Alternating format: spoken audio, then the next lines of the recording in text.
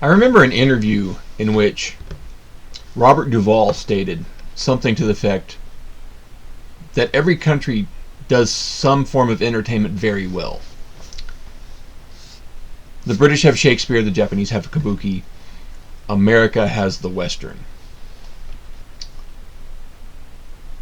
I love a good Western. If you're a real American, you love Westerns. And I mean apostrophe American. They're usually romanticized and embellished versions of our own past. The better parts of our past. Texas Rising is one of those stories. It's the story of the history of Texas. This miniseries covers the Texas Revolution around 1835-ish to 1836, somewhere around there. It was supposed to roll into the Comanche Wars, but I guess Bill Paxton died, or it rolled into 2016 politics, and everybody was super sensitive, so okay, we can't film that right now. But this was, like I said, this was one of Bill Paxton's last projects. And when I say all-star cast, I mean all-star cast. Most of these names I don't really recognize. If you watch it, you'll recognize faces. Even if these people aren't like PewDiePie level fame, like you know who they are. You've seen them in other things. I think one of the actors was the main villain in the last season of Heroes.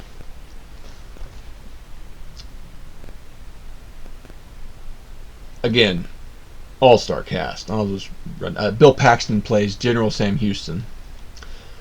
Jeffrey Dean Morgan, Crispin Glover, Jeremy Davies, Christopher McDonald, Max Therio, I think I'm pronouncing that right. Cynthia Adai Robinson played General Houston's longtime main squeeze, Emily West Morgan. Chad Michael Murray, Robert Nepper, I think I'm pronouncing that right. Robert Baker, Chris Christopherson, Brandon Fraser, Ray Liotta, like those are worth the watch right there. And Antonio de la Vega is, I think he's General Santa Anna. Like I said, the story, of course, is going to be embellished. It's Hollywood, highly romanticized, but they did a fantastic job. I'm impressed. Check this out. It's on Amazon Prime. Something to note. The series hinted at it. The song Yellow Rose of Texas may have alluded to Emily West Morgan. I have heard this vaguely racist term, high yellow, which refers to a black person who is super light-skinned. I guess a modern vernacular comparison would be mulatto.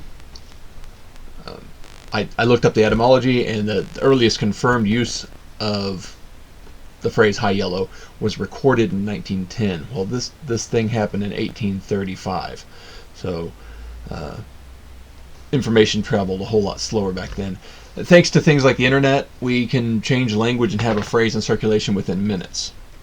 Back in the early 1800s, one would be lucky to get modern information within 10 years, barring the horse didn't die on the way.